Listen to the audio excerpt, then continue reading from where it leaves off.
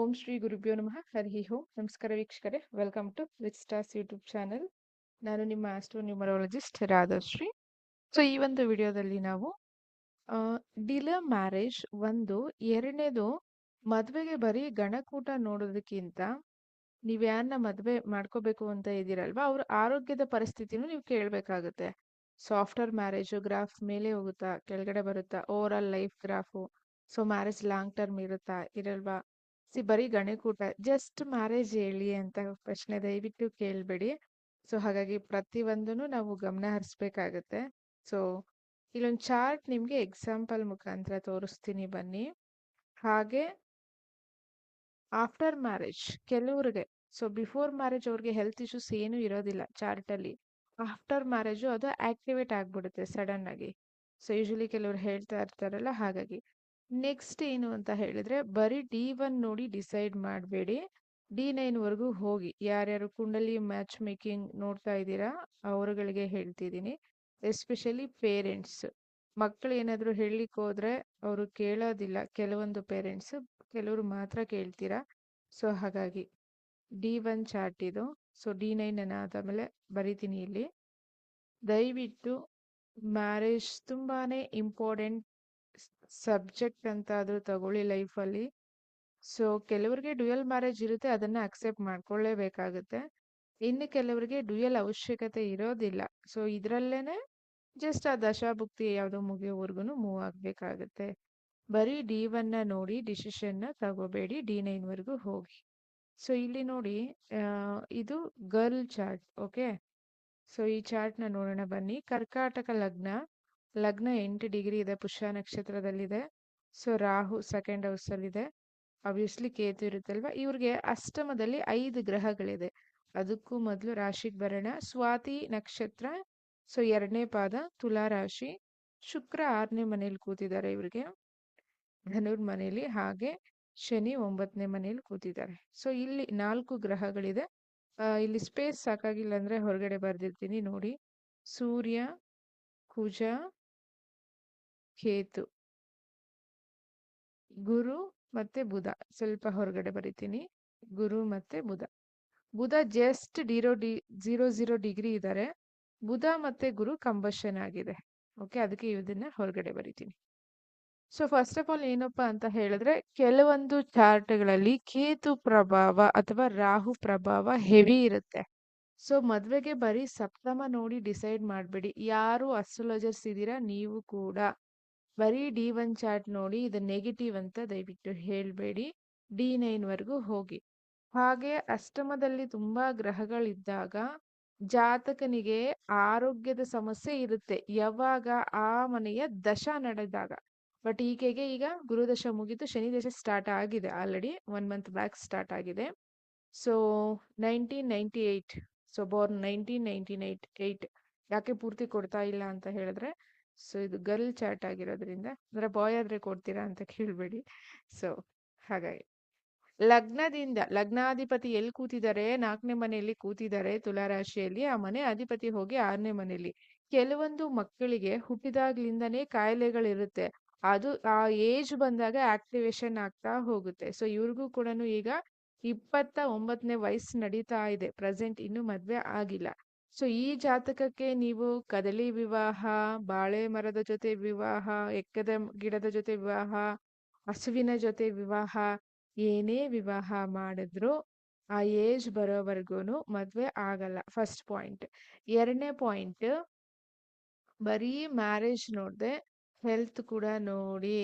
ಯಾಕೆ ಅಂತ ಹೇಳಿದ್ರೆ, ತುಂಬಾ ಹೆಣ್ಮಕ್ಳಿಗೆ, ಇವನ್ ಗಂಡ್ ಮಕ್ಳಿಗೂ ಕೂಡ ಆಫ್ಟರ್ ಮ್ಯಾರೇಜ್ ಅವರ ಸ್ಪೌಸ್ ಯಾರು ಬರ್ತಾರಲ್ವಾ, ಒನ್ಸ್ ಎನರ್ಜಿ ಎಕ್ಸ್ಚೇಂಜ್ ಆದ ತಕ್ಷಣ ಸೊ ಹೆಲ್ತ್ ಇಶ್ಯೂಸ್ ಸ್ಟಾರ್ಟ್ ಆಗುತ್ತೆ. ನೆಗೆಟಿವ್ ಇದ್ರೆ. ಪಾಸಿಟಿವ್ ಇದ್ರೆ ಬಿಫೋರ್ ಮ್ಯಾರೇಜ್ ಹೆಲ್ತ್ ಇಶ್ಯೂಸ್ ಇತ್ತು, ಬಟ್ ಹೋಗ್ತಾ ಹೋಗ್ತಾ ಕ್ರಮೇಣ ಕ್ಲಿಯರ್ ಆಯ್ತು ಅಂತ ಕೂಡ ನಾವು ತುಂಬಾ ಕೇಸಸ್ ಅಲ್ಲಿ ನೋಡಿದೀವಿ. ಸೊ ಫಸ್ಟ್ ಆಫ್ ಆಲ್ ಈ ಜಾತಕನಿಗೆ ಡಿಲೇ ಮ್ಯಾರೇಜ್ ಇದೆ. ಓಕೆ, ಹಾಗೆ ಕರ್ಕಾಟಕ ಲಗ್ನ, ಸಿಂಹ ಲಗ್ನ, ಈ ಕಡೆಯಿಂದ ಮಕರ ಮತ್ತೆ ಕುಂಭ ಲಗ್ನ. ಬೇಸಿಕ್ ಪಾಯಿಂಟ್ ಏನು ಅಂತ ಹೇಳಿದ್ರೆ, ಮ್ಯಾರೇಜ್ ಲೈಫು 70+30 ಇರುತ್ತೆ. ಎಲ್ಲಾರ್ಗೂ ಅದೇ ತರ ಇರೋದಿಲ್ಲ. 70% ಪೀಪಲ್ಗೆ ಮ್ಯಾರೇಜ್ ಸ್ವಲ್ಪ ಡಿಸ್ಟರ್ಬೆನ್ಸ್ ಇರುತ್ತೆ, ಯಾಕಂದ್ರೆ ಆಪೋಸಿಟ್ ಗ್ರಹಗಳು ಸೊ ವೇರಿಯೇಷನ್ಸ್ ಇರುತ್ತೆ. ಸೊ ಅದಕ್ಕೋಸ್ಕರ ಕರ್ಕಾಟಕ ಮತ್ತೆ ಸಿಂಹಗೆ ಇಬ್ರು ಶನಿನೇ ಅಧಿಪತಿ ಹೊಂದಿರೋದ್ರಿಂದ ಶನಿ ರಾಹು ಜಾಸ್ತಿ ಪ್ರಭಾವ ಬೀರಿರುತ್ತೆ. ಕರ್ಕಾಟಕ ಲಗ್ನ ಅಥವಾ ಸಿಂಹ ಲಗ್ನ ಆಗಿದ್ದು ಸಪ್ತಮದಲ್ಲಿ ಏನಾದ್ರು ಶನಿ ಇದು ರೆಟ್ರೋ ಆಗಿದ್ರೆ ಬೇಗ ಮದ್ವೆ ಆಗುತ್ತೆ. 21ರಿಂದ 25 ಈ ಮಧ್ಯೆ ಮದ್ವೆ ಆಗುತ್ತೆ. ಅದೇ ರೆಟ್ರೋ ಇಲ್ದೆ ಶನಿ ನಾರ್ಮಲ್ ಶನಿ ಇದ್ದಾಗ ಸೊ ಅವಾಗ ಏನಾಗುತ್ತೆ ಅಂತ ಹೇಳಿದ್ರೆ ಡಿಲೇ ಮ್ಯಾರೇಜಸ್ ಆಗುತ್ತೆ. ಬರೀ ಸಪ್ತಮನ ನೋಡ್ಬೇಡಿ. ನೆಕ್ಸ್ಟ್ ಈ ಜಾತಕನಿಗೆ ಏನಾದ್ರೂ ಶುಕ್ರನ ಪೊಸಿಷನ್ ಚೆನ್ನಾಗಿದ್ದಿದ್ರೆ ಅದು ಕೂಡ ಇವ್ರಿಗೆ ಸಪೋರ್ಟ್ ಆಗ್ತಾ ಇತ್ತು. ನಾನು ಅದಕ್ಕೆ ಹೇಳ್ತೀನಿ, ಯಾರ್ಯಾರು ಮದ್ವೆ ಆಗ್ತಾ ಇದ್ದೀರಾ, ನೆಕ್ಸ್ಟ್ ಕನ್ಸೀವ್ ಆಗ್ತೀರಾ ಅಥವಾ ಮಕ್ಕಳು ಎಕ್ಸ್ಪೆಕ್ಟೇಷನ್ ಅಲ್ಲಿ ಇದ್ದೀರಾ, ಪ್ರೆಗ್ನೆಂಟ್ ಅಲ್ಲಿ ಕೂಲ್ ಆಗಿರಕ್ಕೆ ಟ್ರೈ ಮಾಡಿ. ಪಾಸಿಟಿವ್ ಥಿಂಕಿಂಗ್ಸ್ ನ ಜಾಸ್ತಿ ಮಾಡಕ್ಕೆ ಟ್ರೈ ಮಾಡಿ. ಮನೇಲಿರೋರು ಅಷ್ಟೇ, ಸುತ್ತಮುತ್ತ ಮನೇಲಿರೋರು ಅವ್ರಿಗೆ ಸಪೋರ್ಟ್ ಮಾಡಿ. 3 ಹೊತ್ತು ಪ್ರೆಗ್ನೆಂಟ್ ಲೇಡಿ ಇದ್ರೂನು ಅವ್ರಿಗೆ ಲೈಕ್ ಮೆಂಟಲಿ ಟಾರ್ಚರ್ ಕೊಡೋದು, ಹಾಗೆ ಸುತ್ತಮುತ್ತ ಫ್ರೆಂಡ್ ಸರ್ಕಲ್ ಕೂಡ. ಮತ್ತೆ ಹೆಚ್ಚು ಏನ್ ನೀವು 5 ತಿಂಗಳಿಂದ 9 ತಿಂಗಳ ಮಧ್ಯೆ ಕಾನ್ವರ್ಸೇಷನ್ ಮಾಡಿದ್ದೀರಾ ಅದು ತುಂಬಾ ಇಂಪ್ಯಾಕ್ಟ್ ಆಗುತ್ತೆ ಕಿಡ್ ಜಾತಕದ ಮೇಲೆ. ಸೊ ಹಾಗಾಗಿ ಬಿ ಕೇರ್ಫುಲ್. ನೋಡಿ, ಫಸ್ಟ್ ಆಫ್ ಆಲ್ ಸಪ್ತಮಕ್ಕೆ ಸೊ ಮದ್ವೆಗೆ ಏನೇನ್ ನೋಡ್ಬೇಕು ನಾವು ಅಂದ್ರೆ 2ನೇ ಮನೆ ತುಂಬಾ ಮುಖ್ಯ ಆಗುತ್ತೆ, 7ನೇ ಮನೆ ತುಂಬಾ ಮುಖ್ಯ ಆಗುತ್ತೆ, 9ನೇ ಮನೆ. ಮೊದಲನೇ ಮ್ಯಾರೇಜ್ ಆದ್ರೂ ಸರಿ, 2ನೇ ಮ್ಯಾರೇಜ್ ಆದ್ರೂ ಸರಿ, 3ನೇ ಮ್ಯಾರೇಜ್ ಆದ್ರೂ ಸರಿ. ಸೊ ಇದು ನೋಡ್ಲೇಬೇಕಾಗುತ್ತೆ. ಅದಾದ್ಮೇಲೆ 11ನೇ ಮನೆ ನೋಡ್ಬೇಕಾಗುತ್ತೆ. ಇದನ್ನ ಹೊರತುಪಡಿಸಿ ಜಾತಕದಲ್ಲಿ ಲಗ್ನಾಧಿಪತಿ ತುಂಬಾನೇ ಮುಖ್ಯ ಆಗುತ್ತೆ. ಹಾಗೆ ಶುಕ್ರನ ಪೊಸಿಷನ್ ತುಂಬಾ ಮುಖ್ಯ ಆಗುತ್ತೆ. ಪ್ಲಸ್ ಚಂದ್ರನ ಪೊಸಿಷನ್ ತುಂಬಾ ಮುಖ್ಯ ಆಗುತ್ತೆ. So first of all Swati ನಕ್ಷತ್ರದವ್ರಿಗೆ ಏನು ಅಂತ ಹೇಳಿದ್ರೆ ಹ್ಯೂಜ್ ಕನ್ಫ್ಯೂಷನ್ಸ್ ಇದ್ದೇ ಇರುತ್ತೆ. ಮೂನಿಂದ ನಕ್ಷತ್ರ ಆಫ್ ರಾಹು ಅಲ್ವಾ, ಮೂನ್ ರಾಹು ಕಾಂಬಿನೇಷನ್ ಆಕ್ಟಿವೇಟ್ ಆಯ್ತು. ಸೊ ಈಗಿರೋ ಥಿಂಕಿಂಗ್ಸ್ ಇನ್ ಸ್ವಲ್ಪ ಹೊತ್ತಿಗಿರಲ್ಲ. ಈ ವರ್ಷ ಅಥವಾ ಈ 6 ತಿಂಗಳಿದ್ದ ಮನಸ್ಥಿತಿ ಇನ್ನೊಂದು 6 ತಿಂಗಳು ಇರೋದಿಲ್ಲ. ದಶ ಏನಾದ್ರು ಸಪೋರ್ಟ್ ಮಾಡಿದ್ರೆ ಇರುತ್ತೆ. ನೀವು ಕೇಳ್ಬೋದು, ಇಲ್ಲಿ ಜುಪಿಟರ್ ಆಸ್ಪೆಕ್ಟ್ ಬಿದ್ದಿದೆ ಅಲ್ವಾ ಮೇಡಮ್, ಸೊ ಆದ್ರೂ ಯಾಕೆ ಇವರಿಗೆ ಈ ಜಾತಕನಿಗೆ ಮದ್ವೆ ಆಗ್ಲಿಲ್ಲ ಅಂದ್ರೆ ಜುಪಿಟರ್ ಕಂಬಸ್ಟ್ ಆಗಿದ್ದಾರೆ ಅಲ್ಲಿ. ಇಲ್ಲಿ ಪ್ರಾಬ್ಲಮ್ಯಾಟಿಕ್ ಮಾಡಿರೋದು ಬುಧ 0 ಡಿಗ್ರಿ ಇದ್ದಾರೆ ಇವ್ರಿಗೆ. ಓಕೆ, ಮೊದಲನೇದಾಗಿ ಸಪ್ತಮಾಧಿಪತಿ ಎಲ್ಲೋಗಿದ್ದಾರೆ, 9ನೇ ಮನೆಗೆ ಹೋಗಿದ್ದಾರೆ ಶನಿ. ಸೊ ಹಾಗಾಗಿ ಅಷ್ಟಮಾಧಿಪತಿ ಕೂಡ ಅವರೇನೆ. ಆದ್ರೆ ಆ ಮನೆಯ ಅಧಿಪತಿ ಗುರು ಕಂಬಷನ್ ಅಂಡ್ 8th ಹೌಸ್. ಈಗ ಗೊತ್ತಾಯ್ತಾ, ತುಂಬಾ ಸರಿ ಹೇಳ್ತೀವಿ, ಬರೀ ಟ್ರಾನ್ಸಿಟ್ ಅಲ್ಲಿ ಬರೋ ಗುರು ಇಂಪಾರ್ಟೆಂಟ್ ಅಲ್ಲ. ಜನ್ಮ ಜಾತಕದಲ್ಲಿ ಗುರು ಚೆನ್ನಾಗಿದ್ರೆ ಟ್ರಾನ್ಸಿಟ್ ಅಲ್ಲಿ ಬರೋ ಗುರು ಡಬಲ್ ಧಮಾಕ. ಜನ್ಮ ಜಾತಕದಲ್ಲೇ ಗುರು ಚೆನ್ನಾಗಿಲ್ಲ, ಟ್ರಾನ್ಸಿಟ್ ಅಲ್ಲಿ ಬರೋ ಗುರು ಬರೀ 1 ವರ್ಷ, ಅದ್ರಲ್ಲಿ 6 ತಿಂಗಳು ರೆಟ್ರೋ, ಒಂದ್ 3 ತಿಂಗಳು ಕಂಬಸ್ಟು, ಸೊ ರಿಮೈನಿಂಗ್ 3 ತಿಂಗಳು ನಿಮ್ಗೆ ಡೈರೆಕ್ಟ್ ಇರ್ತಾರೆ. ಹಾಗಾಗಿ ಅದರಲ್ಲೂ ರಾಶಿ ಪ್ರಕಾರ ನೋಡ್ಕೊಂಡು ಹೋಗೋದು. ಈ ಜಾತಕನೇ ಈಗ ಸೊ ರಾಶಿ ಪ್ರಕಾರ ಏನು, ತುಲಾ ರಾಶಿಯವ್ರಿಗೆ ತುಂಬಾ ಟೈಮ್ ಚೆನ್ನಾಗಿದೆ. ದಯವಿಟ್ಟು ರಾಶಿ ಪ್ರಕಾರ ನೋಡ್ಕೊಂಡು, ನೀವೇ ನೋಡ್ಕೊಂಡು ಸೋಷಿಯಲ್ ಮೀಡಿಯಾದಲ್ಲಿ ಕೋಟಿಗಟ್ಟಲೆ ಹಣ ಇನ್ವೆಸ್ಟ್ ಮಾಡೋದು, ಮದ್ವೆಗೆ ರೆಡಿ ಆಗೋದು, ಸ್ವಲ್ಪ ವೈಯಕ್ತಿಕ ಜಾತಕ ಅನಾಲಿಸಿಸ್ ಮಾಡ್ಕೊಳ್ಳಿ. ಅವಾಗ್ಲೇನೆ ನಿಮ್ಗೆ ಫ್ರೂಟ್ ಸಿಗುತ್ತೆ. ಸೊ ಈ ಜಾತಕನಿಗೆ ಸಪ್ತಮಾಧಿಪತಿ ನವಮ ಭಾವದಲ್ಲಿ, but natural 12th house. Okay, ಅದು ಪ್ರಾಬ್ಲಮ್ ಇಲ್ಲ. ಸಪ್ತಮಾಧಿಪತಿ ಶನಿ ಬಂದಿರೋದ್ರಿಂದ ಡಿಲೇ ಮ್ಯಾರೇಜ್ ಇದೆ. ಡಿಲೇ ಮ್ಯಾರೇಜ್ ಅಂತ ಹೇಳಿದ್ರೆ 28ರಿಂದ 33 ಮಧ್ಯೆನೇ ಇವರಿಗೆ ಮದ್ವೆ ಇರೋದು. ಒಂದು ಮದ್ವೆ ಯೋಗ ಇದೆಯಾ? ಹೌದು ಇದೆ. ಮದ್ವೆ ಸಕ್ಸಸ್ ಆಗುತ್ತಾ? ಇದು ಪ್ರಶ್ನೆ. ಇಲ್ಲ, ಇವ್ರಿಗೆ ಫಸ್ಟ್ ಮ್ಯಾರೇಜು ಸಕ್ಸಸ್ ಆಗೋದಿಲ್ಲ. ಅದಕ್ಕೆ ಶನಿ ಕಾರಣ ಅಲ್ಲ, ಅದಕ್ಕೆ ಕಾರಣ ಗುರು. ಗುರು ಯಾಕೆ ಅಂತ ಹೇಳಿದ್ರೆ ಸಪ್ತಮಾಧಿಪತಿ ಅಷ್ಟಮಾಧಿಪತಿಯ ಡೆಸ್ಪಾಸಿಟರ್ ಅವರೇ. ಸೊ ಅದಕ್ಕೋಸ್ಕರ ಅದಕ್ಕೆ ಕಾರಣ ಗುರು. ಸೊ ಹಾಗಾಗಿ ಇವರಿಗೆ ನವಮಾಧಿಪತಿ ಗುರುನೇ ಅಲ್ವಾ, ಗುರುಗೆ ಹೆಚ್ಚು ಎನರ್ಜಿ ಅಥವಾ ಗುರುನ ಸ್ಟ್ರಾಂಗ್ ಮಾಡ್ಕೋಬೇಕಾಗತ್ತೆ. ಎರಡನೇದು ಬುಧ 0 ಡಿಗ್ರಿ ಇರೋದ್ರಿಂದ ಸೊ ಹಾಗಾಗಿ ಬುಧ ಇವ್ರಿಗೆ 3 ಮತ್ತು 12ನೇ ಮನೆ ಅಧಿಪತಿ ಕೂಡ. ಸೊ ಇವರು ಇದರ ಇಂಟರ್ ಕ್ಯಾಸ್ಟ್ಗೆ ಹೋಗ್ಬೇಕಾಗುತ್ತೆ ಅಥವಾ ಅವರ ಒಂದು ಕಲ್ಚರ್ ಏನಿರುತ್ತಲ್ವಾ ಅದನ್ನ ಬಿಟ್ಟು ಸ್ವಲ್ಪ ಹೊರಗಡೆ ಬರ್ಬೇಕಾಗತ್ತೆ. ಸೊ ಅಗೈನ್ ಬುಧ ನಿಮ್ಗೆ ಗೊತ್ತು, ಸೊ ಅಷ್ಟಮದಲ್ಲಿ ಬುಧ ಅದು ಒಳ್ಳೆ ಸೂಚನೆ ಅಲ್ಲ. ಈಗ ಭಾವದ ಪ್ರಕಾರ ಹೋಗ್ಬೇಡಿ, ಇಲ್ಲೇ ಪ್ರಾಬ್ಲಮ್ಸ್ ಆಗೋದು. ಏನು, ಬುಧ ಅಷ್ಟಮದಲ್ಲಿ, ಎಲ್ಲ ಗ್ರಹಗಳ ಅಷ್ಟಮ ಇದ್ರು ಡಿಗ್ರಿ ವೈಸ್ 7th ಹೌಸ್ಗೆ ಹೋಗಿದೆ. ಸೊ ಮದ್ವೆ ಆಗೋಗುತ್ತೆ, ಮದ್ವೆ ಜೀವನ ಚೆನ್ನಾಗಿರುತ್ತೆ, ಬಿಸ್ನೆಸ್ ಆಗುತ್ತೆ, ಹಣ ಬರುತ್ತೆ. ಈ ತರ ತಪ್ಪು ನಿರ್ಧಾರಗಳನ್ನ ಮಾಡ್ಬೇಡಿ. ಇಲ್ಲಿ ಪ್ರಾಬ್ಲಮ್ ಯಾರು ಮಾಡ್ತಾ ಇರೋದು, ಎಂಟೈರ್ ಚಾರ್ಟ್ಗೆ ಲಗ್ನಾಧಿಪತಿ ಸ್ಟ್ರಾಂಗ್ ಇಲ್ಲ, ಕೇಂದ್ರದಲ್ಲಿ ಇದ್ದಾರೆ. ಅಗೈನ್ ಡೆಸ್ಪಾಸಿಟರ್ ವೀನಸ್ ಇಂದ 6th ಹೌಸ್, ಅಗೈನ್ ಒಂದು ಮೈನಸ್ ಆಯ್ತು. ಎರಡನೇದು ಚಂದ್ರಾಧಿಪತಿ ಅವರೇನೆ, ಅಂದ್ರೆ ರಾಶಾಧಿಪತಿನೂ ಶುಕ್ರನೇ, ಲಗ್ನಾಧಿಪತಿ ಡೆಸ್ಪಾಸಿಟರು ಶುಕ್ರನೇ. ಸೊ ಹಾಗಾಗಿ ಕಂಪ್ಲೀಟ್ ಚಾರ್ಟು ಶುಕ್ರನ ಪ್ರಭಾವ ಜಾಸ್ತಿ ಆಗಿದೆ. ಎರಡನೇದು ನ್ಯಾಚುರಲ್ 11th ಹೌಸ್ ಅಲ್ವಾ ಇದು. ಸೊ ನ್ಯಾಚುರಲ್ 11th ಹೌಸ್ ಹೇಳಿದಾಗ ರಾಹು.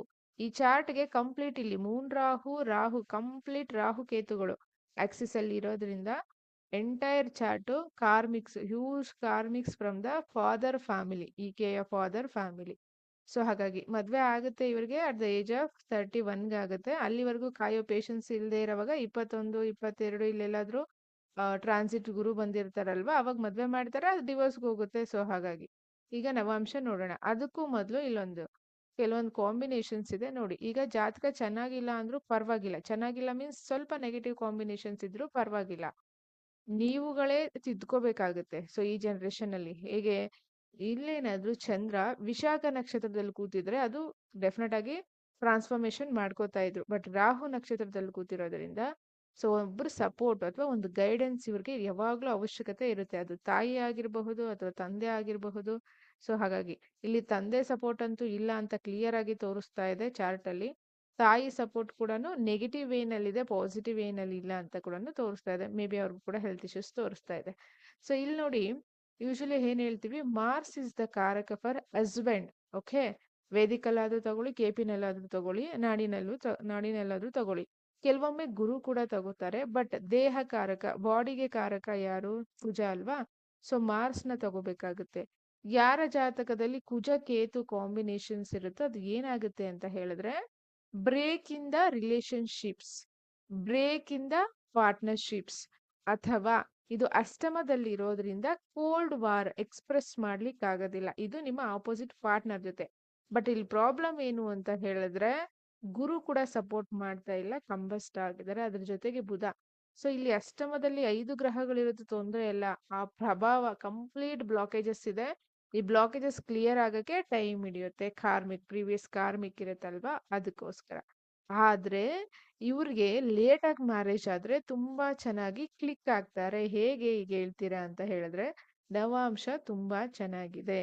ಸೊ ನವಾಂಶದಲ್ಲಿ ಇವ್ರಿಗೆ ಕನ್ಯಾ ಲಗ್ನ, ಲಗ್ನದಲ್ಲಿ ರಾಹು ಇದು ಮಾತ್ರಕ್ಕೆ ಬ್ಯಾಡ್ ಆಗೋದಿಲ್ಲ. ಸಪ್ತಮದಲ್ಲಿ ಕೇತು. ಸೊ ಕುಜ ಬಂದು 9ನೇ ಮನೆಯಲ್ಲಿದ್ದಾರೆ, in the sign of Taurus. Next Mercury in the second house, sun in the third house, Jupiter Venus 4th house, next moon Saturn 5th house.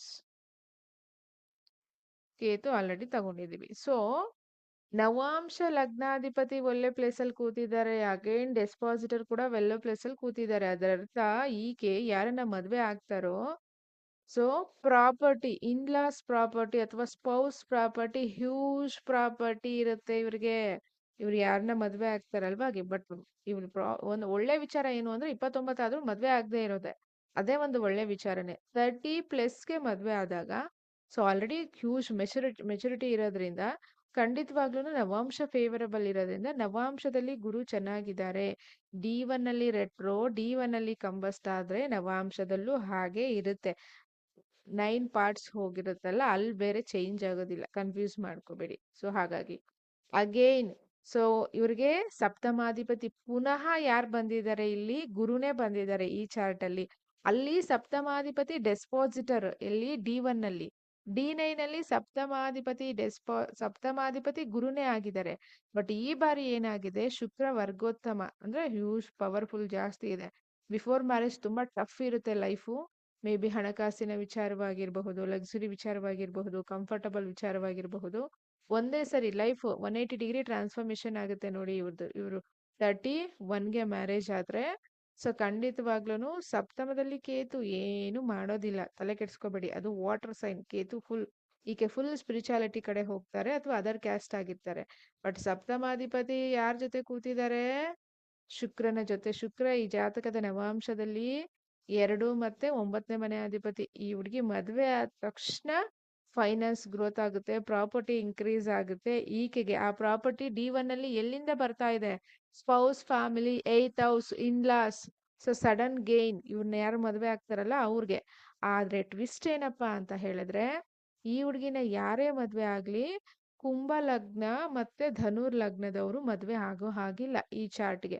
6-8 combination ಬರುತ್ತಲ್ಲ, ಹಾಗಾಗಿ ಅವ್ರು ಮಾತ್ರ ಈ ಚಾರ್ಟ್ನ ಮದ್ವೆ ಆಗೋಗಿಲ್ಲ. ಅದಕ್ಕೆ ಹೇಳೋದು, ಬರೀ ಜಾತಕ ಹೇಳಿ ಮದ್ವೆ ಸೆಟ್ ಆಗುತ್ತಾ ಆಗಲ್ವಾ, ಮಾಡಬಹುದಾ ಮಾಡಬಾರ್ದ, ಗಣಕೂಟ ಹೇಳಿ ಆದ ತರ ಬರೋದಿಲ್ಲ. ಸೊ ಈ D1 ನೋಡ್ಬಿಟ್ಟು ಯಾರಾದ್ರೂ ಪುರೋಹಿತರು ಈ ಚಾರ್ಟ್ ನ ಡಿಲೀಟ್ ಮಾಡಿ ಅಥವಾ ಇದನ್ನ ತಗೊಳ್ದೆ ಸೈಡ್ಗೆ ಹಾಕ್ತಾ ಬರ್ತಾ ಇದ್ರೆ ಅವ್ರಿಗೆ ಲಾಸು. ಬಿಕಾಸ್ ಕರ್ಮ ಅಲ್ವಾ, ಸೆವೆಂತ್ ಹೌಸ್ ಶನಿ ಬೇರೆ ಇದೆ ಅಂದ್ರೆ ಡೆಸ್ಪಾಸಿಟರ್ ಅಲ್ವಾ ಅಧಿಪತಿ. ಪ್ರೀವಿಯಸ್ ಯಾವ್ದೋ ಪೆಂಡಿಂಗ್ ಕರ್ಮ ಇರುತ್ತೆ, ಸೊ ಪ್ರೀವಿಯಸ್ ಹಸ್ಬೆಂಡೇ ಬರ್ತಾರೆ ಇವ್ರಿಗೆ. ಸೊ ಹಾಗಾಗಿ ಸೊ ಅದಕ್ಕೋಸ್ಕರನೇ ಇಲ್ಲಿ ನೋಡಿ, ಇಲ್ಲಿಂದನೇ ಎನರ್ಜಿ ಇಲ್ಲಿ ಪಾಸ್ ಆಗಿರುತ್ತೆ. ಬಟ್ ಬಿಫೋರ್ ಮ್ಯಾರೇಜ್ ತುಂಬಾ ಹೆಲ್ತ್ ಇಶ್ಯೂಸ್ ಇರುತ್ತೆ ಇವ್ರಿಗೆ. ಆಫ್ಟರ್ ಮ್ಯಾರೇಜ್ ಹೆಲ್ತ್ ಕೂಡ ರಿಕವರಿ ಆಗುತ್ತೆ. ಯಾವಾಗ ಯಾವಾಗ ರಿಕವರಿ ಆಗುತ್ತೆ? ಫಸ್ಟ್ ಬೇಬಿ ಆದಾಗ ರಿಕವರಿ ಆಗುತ್ತೆ. ಸೊ ಏನಕ್ಕೆ ಇಷ್ಟು ಡೆಪ್ತ್ ಆಗಿ ಎಕ್ಸ್ಪ್ಲೈನ್ ಮಾಡ್ತಿದ್ದೀನಿ ಅಂದ್ರೆ, ಮ್ಯಾಚ್ ಮೇಕಿಂಗ್ ಕೇಳ್ತೀರಾ ಅಲ್ವಾ, ಜಸ್ಟ್ ಏನ್ ಹೇಳ್ತೀರಾ, ಏನಿಲ್ಲ ಮೇಡಮ್ ಜಸ್ಟ್ ಆಗುತ್ತಾ ಆಗಲ್ಲ ಹೇಳಿ, ಪಾಯಿಂಟ್ಸ್ ಎಷ್ಟು ಬಂದು ಆ ತರ ಬರೋದಿಲ್ಲ. ತುಂಬಾ ವೇರಿಯೇಷನ್ಸ್ ಇರುತ್ತೆ. ಹಾಗಾಗಿ ಹೌದು ಕುಜಕೇತು ಇದೆ, ಅದರ ಅರ್ಥ ಏನಾಗುತ್ತೆ, ಬಟ್ ನವಾಂಶದಲ್ಲಿ ಕುಜಕೇತು ಇಲ್ಲ ಅಲ್ವಾ. ಅದರ ಅರ್ಥ ಏನಾಗುತ್ತೆ ಅಂತ ಹೇಳಿದ್ರೆ ಫೈಟ್ಸ್ ಆಗುತ್ತೆ, ಹುಡುಗಿ ಜೋರ್ ಇರ್ತಾರೆ ಅಥವಾ ಕಾನ್ಫಿಡೆಂಟ್ ಲೆವೆಲ್ ಜಾಸ್ತಿ ಇರುತ್ತೆ. ಅವ್ರೇನಾದ್ರು ಸರ್ಜನ್ ಆದ್ರೆ ಅಲ್ಲಿ ಮೈನಸ್ ಆಗುತ್ತೆ, ಅವ್ರೇನಾದ್ರು ಡಿಫೆನ್ಸ್ ವರ್ಕ್ ಮಾಡ್ತಾ ಇದ್ರೆ ಅಲ್ಲಿ ಮೈನಸ್ ಆಗುತ್ತೆ. ಕ್ಯಾಟಗರಿ ವೈಸ್ ಇರುತ್ತೆ. ಹೈಯೆಸ್ಟ್ ಡಾಕ್ಟರ್ಸ್ಗೆ, ಹೈಯೆಸ್ಟ್ ಪೊಲೀಸ್ ಆಫೀಸರ್ಗೆ, ಡಿಟೆಕ್ಟಿವ್ ಡಿಪಾರ್ಟ್ಮೆಂಟ್ ಅಲ್ಲಿ ಇರೋರ್ಗೆ ಎಲ್ಲರಿಗೂ ಕುಜಕೇತು ಇದ್ದೇ ಇರುತ್ತೆ, ಚೆಕ್ ಮಾಡ್ಕೊಳ್ಳಿ. ಹಂಗಂತ ಎಲ್ಲಾರ್ದು ಡಿವೋರ್ಸ್ ಆಗಿರೋದಿಲ್ಲ. D1 ನೋಡ್ಬಿಟ್ಟು ಇದು ಯೋಗ ಏನು ವೇಸ್ಟ್ ಜಾತಕ ಈ ತರ ಎಲ್ಲ ಪದಗಳನ್ನ ಬಳಸಬೇಡಿ. ಯಾರ್ದು ವೇಸ್ಟ್ ಇರೋದಿಲ್ಲ, ಟೈಮ್ ಮಾತ್ರ ಸ್ವಲ್ಪ ಸಪೋರ್ಟಿಂಗ್ ಆಗಿರೋದಿಲ್ಲ ಅಷ್ಟೇನೆ. ಸೊ ಹಾಗಾಗಿ ಡೆಫಿನೆಟ್ಲಿ ಇವ್ರಿಗೆ 31ಗೆ ಮದುವೆ ಆಗುತ್ತೆ. ಯಾವಾಗ ಆಗುತ್ತೆ ಮದುವೆ ಇವ್ರಿಗೆ? ಇನ್ನು 2 years ಅಲ್ಲಿ ಮದುವೆ ಆಗುತ್ತೆ. ಈಗ ಆಲ್ರೆಡಿ 29. ಬಟ್ ಆ ಮದುವೆ ಲಾಂಗ್ ಟರ್ಮ್ ಹೋಗುತ್ತೆ, ಬಿಕಾಸ್ ಕಾರ್ಮಿಕ್ ಮ್ಯಾರೇಜ್ ಆಗಿರೋದ್ರಿಂದ ಲಾಂಗ್ ಟರ್ಮ್ ಹೋಗುತ್ತೆ. ಇದೇ 21 ಏಜ್ಗೆ ಮದುವೆ ಮಾಡಿದ್ರೆ 29 30ಗೆ ಬ್ರೇಕ್ಸ್ ಆಗ್ತಾ ಇತ್ತು. ಸೊ ಹಾಗಾಗಿ ಸೊ ನಿಮ್ಮ ವೈಯಕ್ತಿಕ ಜಾತಕ ಚೆಕ್ ಮಾಡಿಸ್ಕೋಬೇಕು ಅಂತ ಹೇಳಿದ್ರು ಕೂಡ ಮದುವೆ ವಿಚಾರವಾಗಿ ಮ್ಯಾಚ್ ಮೇಕಿಂಗ್ ಫೈನಲ್ ಆಗಿ ಮಾತ್ರ ನನಗೆ ಕನ್ಸಲ್ಟ್ ಮಾಡಿ. ಇನ್ 1 ತಿಂಗಳ ಮದುವೆ ಇಟ್ಕೊಂಡು ದಯವಿಟ್ಟು ಕನ್ಸಲ್ಟ್ ಮಾಡಬೇಡಿ. ಬಿಕಾಸ್ ಜಾತಕದಲ್ಲಿ ಏನಿದ್ರು ನಾನು ಸ್ಟ್ರೈಟ್ ಫಾರ್ವರ್ಡ್ ಆಗಿ ಹೇಳ್ಬಿಡ್ತೀನಿ. ಯಾಕೆಂದ್ರೆ ನಾಳೆ ದಿವಸ ನನ್ನ ಮೇಲೆ ಬ್ಲೇಮ್ ಬರಬಾರ್ದು ಅನ್ನೋ ಕಾರಣಕ್ಕೆ. ಸೊ ಶುಗರ್ ಕೋಟಿಂಗ್ ಎಲ್ಲ ನನ್ನ ಕಡೆಯಿಂದ ಸಾಧ್ಯನೇ ಇಲ್ಲ. ಏನಿದ್ರು ಆಗುತ್ತಾ ಆಗಲ್ವಾ, ಆದ್ರೆ ಎಷ್ಟು ವರ್ಷ ಇರುತ್ತೆ ಎಷ್ಟು ವರ್ಷ ಇರಲ್ಲ, ಅಂಡ್ ರೆಮಿಡೀಸ್ ಇರುತ್ತೆ. ಸೊ ಅದಕ್ಕೆ ಹೇಳೋದು ಪೇರೆಂಟ್ಸ್ಗೆ, ಬರೀ ಮದ್ವೆ ಆಗಿಲ್ಲ ಆ ಪೂಜೆ ಈ ದೇವಸ್ಥಾನ ಈ ವ್ರತ ವ್ರತ ಪೂಜೆ ಮಾಡೋದು ಅದು ಬೇರೆ ರೂಟ್ ಆಗುತ್ತೆ. ಚಾರ್ಟ್ಗೆ ಏನ್ ಬೇಕು ಅದನ್ನ ಮಾಡಿ. ಬಾಡಿಗೆ ವಿಟಮಿನ್ಸ್ ಡಿ ಬೇಕಾದ್ರೆ ಡಿನೇ ಕೊಡಿ. ಇಲ್ಲ ವಿಟಮಿನ್ ಸಿ ಕೊಡ್ತೀನಿ ಅಂದ್ರೆ ಸಿ ಕೊಡ್ತಾನೆ ಇರ್ತೀರಾ. ಸೊ ಎಲ್ಲಿವರೆಗೂ? ಅದು ಓವರ್ಲೋಡ್ ಆಗೋವರೆಗೂ. ಸೊ ಹಾಗಾಗಿ ಪ್ಲಾನ್ ಮಾಡ್ಕೊಂಡು ಹೋಗಿ. ಹೀಗೆ ನಿಮ್ಮ ವೈಯಕ್ತಿಕ ಜಾತಕ ಕೂಡ ಕನ್ಸಲ್ಟ್ ಮಾಡಬೇಕು ಅಂದ್ರೆ ನೀವು ಕನ್ಸಲ್ಟ್ ಮಾಡಬಹುದು. ಹಾಗೆ ಇನ್ನೊಂದು ವಿಚಾರ, ಜನ್ಮ ಜಾತಕದಲ್ಲಿ ಶುಕ್ರ ಯಾವ ಮನೇಲಿ ಇರ್ತೋ ಆ ಮನೆಯ ಅಧಿಪತಿ ಎಲ್ಲಿರ್ತಾರೆ ಅಂತ ನೋಡ್ಕೊಳ್ಳಿ. ಪ್ಲಸ್ ಆ ಮನೆ ಇದೆರಡೂ ಕೂಡ ಲೈಫಲ್ಲಿ ಹರ್ಟ್ ಮಾಡೋದೇ. ಸೊ ಅದರ ಇಂಟೆನ್ಷನ್. ಫಾರ್ ಎಕ್ಸಾಂಪಲ್, ಈ ಜಾತಕನಿಗೆ 6ನೇ ಮನೆಯಲ್ಲಿ ಶುಕ್ರ ಇದೆ, ಅಧಿಪತಿ 8ನೇ ಮನೆಯಲ್ಲಿದ್ದಾರೆ. 6ನೇ ಮನೆ ಅಂತ ಹೇಳಿದ್ರೆ ಏನು? ಸೊ ಅಂಕಲ್ ಆಂಟ್ಸ್ ಅಥವಾ health issues, daily routines issues hurt ಆಗ್ತಾನೆ ಇರುತ್ತೆ. ಒಂದಲ್ಲ ಒಂದು ಕೆಲಸದ ಹತ್ರ ಹರ್ಟಿಂಗು, ಪಬ್ಲಿಕ್ ಹತ್ರ ಹರ್ಟಿಂಗು. ನಿಮಗೂ ಕೂಡ ಚೆಕ್ ಮಾಡ್ಕೊಳ್ಳಿ. ಯಾರಿಗಾದ್ರೂ 3ನೇ ಮನೆ ಶುಕ್ರ ಇದೆ, 2ನೇ ಮನೆ ಶುಕ್ರ, ಲಗ್ನದಲ್ಲಿ ಶುಕ್ರ, ಸೊ ಆ ಮನೆ ಮತ್ತೆ ಆ ಮನೆ ಅಧಿಪತಿಯಿಂದ ಚೀಟಿಂಗ್ ಆಗ್ತದೆ. 11th ಹೌಸ್ ಶುಕ್ರ ದೊಡ್ಡ ಮಟ್ಟದ ಚೀಟಿಂಗ್ ಅಂದ್ರೆ ಹರ್ಟ್, ಅದನ್ನ ಮರಿಲಿಕ್ಕೆ ಆಗಲ್ಲ ಪುನಃ ಪುನಃ. 3ನೇ ಮನೆ ಶುಕ್ರ ಸಿಬ್ಲಿಂಗ್ಸ್ ಇಂದ, ನೈಬರ್ಸ್ ಇಂದ ಅಥವಾ ಫ್ರೆಂಡ್ಸ್ ಇಂದ ಅಥವಾ ಆನ್ಲೈನ್ ಥ್ರೂ ಕನೆಕ್ಟ್ ಆಗೋ ಫ್ರೆಂಡ್ಸ್ ಕೂಡ ತುಂಬಾ ನಂಬಿಕೆ ಮಾಡಿ ನಂಬಿಸಿ ನಿಮ್ಗೆ ಚೀಟ್ ಮಾಡೋದು ಅಂದ್ರೆ ಹರ್ಟ್ ಮಾಡೋದು. ಆ ಹರ್ಟ್ ಇಂದ ಆಚೆ ಬರ್ಲಿಕ್ಕೆ ಆಗಲ್ಲ. ನಿಮ್ಗೆ ತಾಯಿ ಅಂತ ಹೇಳೋದು, ತಂದೆ ಅಂತ ಹೇಳೋದು, ನೀವೇ ನಮ್ಮ ಅಣ್ಣ, ನೀವೇ ನಮ್ಮ ತಂಗಿ, ಈ ತರ ಫ್ಯಾಮಿಲಿನ ಕನೆಕ್ಟ್ ಮಾಡೋ ಮಾತುಗಳೆಲ್ಲ ಹೇಳಿ ನಿಮ್ಗೆ ಹರ್ಟ್ ಆಗ್ತಾರೆ. ಸಪ್ತಮದಲ್ಲಿ ಶುಕ್ರ ಕೂಡ ಅದಕ್ಕೇನೆ ಹೇಳೋದು. ಸಪ್ತಮದಲ್ಲಿ ಶುಕ್ರ ಇದ್ರೆ ಹೆಂಡತಿ ಕಡೆಯಿಂದ ಹರ್ಟ್. ಸೊ ಪೇನ್ ಬೇರೆ ಹರ್ಟ್ ಬೇರೆ. ಹರ್ಟ್ ಅಂತೂ ಫಿಕ್ಸ್ಡ್. ಸೊ ಅದಕ್ಕೋಸ್ಕರನೇ. ಯಾಕೆ ಅಂತ ಹೇಳಿದ್ರೆ ನ್ಯಾಚುರಲ್ ಸೆಕೆಂಡ್ ಹೌಸು ಮತ್ತೆ 7th ಹೌಸು ಏನು? ಶುಕ್ರ ಅಲ್ವಾ, ಅಂದ್ರೆ ಮಾರಕ. ಮಾರಕ ಅಂದ್ರೆ ಏನು? ಸಾವಲ್ಲ. ಮಾರಕ ಅಂತ ಹೇಳಿದ್ರೆ ಡೆತ್ ಲೈಕ್ ಎ ಸಿಚುಯೇಷನ್, ಅಂದ್ರೆ ಹರ್ಟ್, ಯಾವಾಗ್ಲೂ ಹರ್ಟ್ ಆಗ್ತಾನೇ ಇರೋದು. ಸೊ ಅದಕ್ಕೋಸ್ಕರನೇ ಶುಕ್ರ ಎಲ್ಲದಕ್ಕೂ ಒಳ್ಳೇದಲ್ಲ, ಎಲ್ಲದಕ್ಕೂ ಕೆಟ್ಟದಲ್ಲ. ಹೈ ಎನರ್ಜಿ ಪ್ಲಾನೆಟ್ ಬೇರೆ ಅಲ್ವಾ, ಅದಕ್ಕೋಸ್ಕರ. ಸೊ ಇದಿಷ್ಟು ಈ ವಿಡಿಯೋದಲ್ಲಿ ನಾನು ಹೇಳ್ಬೇಕು. D1 ನೋಡಿ ದಯವಿಟ್ಟು ಡಿಸಿಷನ್ ಮಾಡಿ, ಚಾಟ್ನ ಬಿಸಾಕ್ಬೇಡಿ. D9 ವರೆಗೂ ಹೋಗಿ, ನೆಕ್ಸ್ಟ್ ದಶಕ್ ಹೋಗಿ. ಸೊ ಯಾವಾಗ್ಲೂ ನೆಗೆಟಿವ್ ಆಗಿ ನೋಡೋ ಹಾಗಿಲ್ಲ. ಸೊ ನಿಮ್ಮ ಜಾತಕನು ವೈಯಕ್ತಿಕವಾಗಿ ಚೆಕ್ ಮಾಡಿಸ್ಕೋಬೇಕು ಅಂದ್ರೆ ಸ್ಕ್ರೀನ್ ಮೇಲೆ ಕಾಣಿಸೋ ನಂಬರ್ಗೆ ನೀವು ಸೊ ವಾಟ್ಸಪ್ ಮಾಡಿ. ಫೀಸ್ ನಿಮಗೆ ಓಕೆ ಆದರೆ ಮಾತ್ರ ಕನ್ಸಲ್ಟೆನ್ಸಿ ತಗೊಳ್ಳಿ.